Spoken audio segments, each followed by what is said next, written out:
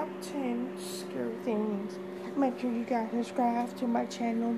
Leave a comment down below and type in the description that you subscribe and left a like. Now let's get into this. Welcome back, guys. I'm Danny Burke, and today I have a review that is not for the faint-hearted. Some of these clips you're about to hear may be disturbing to you. I doubt you'll have heard of all of them, or maybe even any of them. There's a good reason for that, I think. This is the top 10 most scary phone calls ever recorded. Coming out at number 10, we have the Night Stalker. This was a name given to a serial killer thought to be responsible for raping 50 women and killing 12 victims before he attacked them. One of them recorded this call that she got one night from the Night Stalker himself.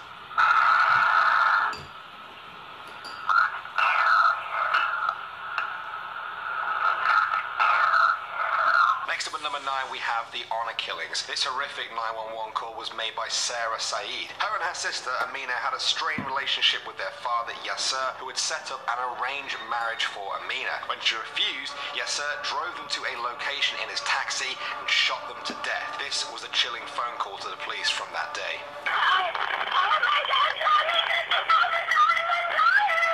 What's going on, ma'am?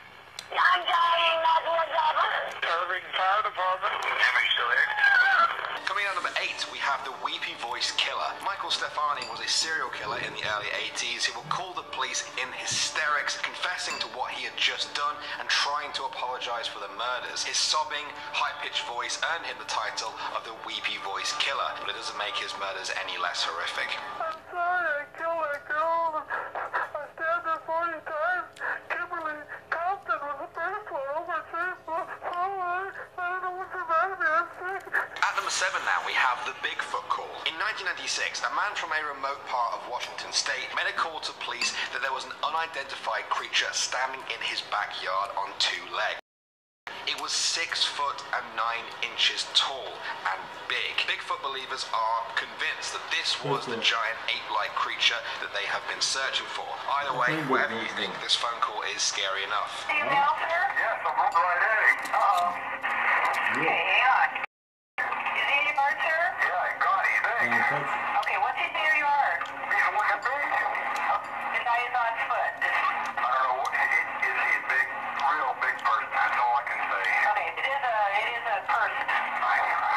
At the number 6 spot now, we have the Area 51 call. In 1997, a man called the Art Bell Talk Show, claiming to have worked in the secretive Area 51 base, said to be a hub for real alien investigations. He wanted to share what he'd learned there, but he was scared, very scared. As the call went on, he became more and more paranoid that they were going to find him. Eventually, after the secret started to come thick and fast, the radio station's power suddenly dropped out of nowhere. They didn't know why, and when they got the show back on the air, the mysterious caller was gone. What we're thinking of as aliens are they're extra-dimensional beings that an earlier precursor of the space program made contact with. Okay, coming in at the number 5 spot now, we have Lisa's Call. This is a really chilling call to the police from 1991 from a girl called Lisa. She rang them during a brutal fight between her mother and her stepfather as he tried to beat her to death. Although she was just 6 years old, Lisa managed to call the police, and this was the recording. What's going on?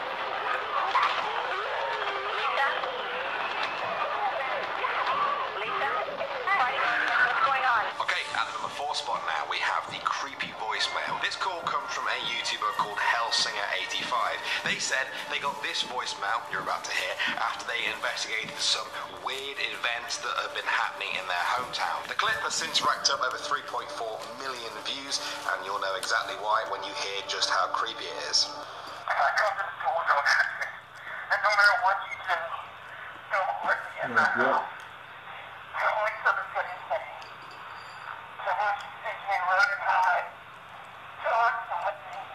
They won't see me. Alright, coming in at number 3 now, we have Ruth. This was an old woman who allegedly called 911, reporting that she had seen a strange man outside her house. As she described what had just happened, she saw him again. The man then entered her home and murdered her while she was still on the phone to the police. The sound of this is something I don't think I'll ever forget, so you have been warned. Now. No idea. I can't face to face with it.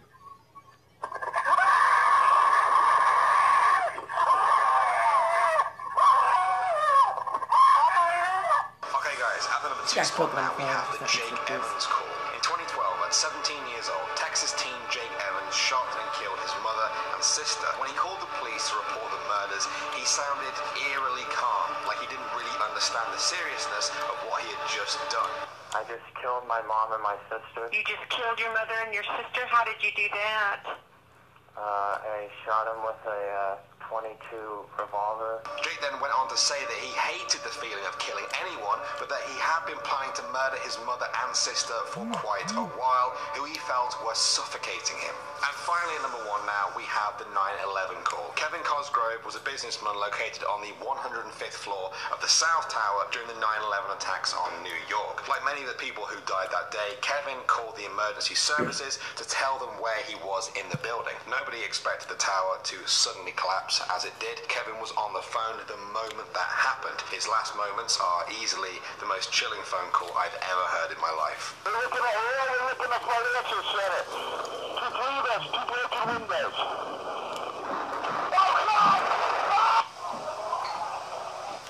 Well guys, those were disturbing.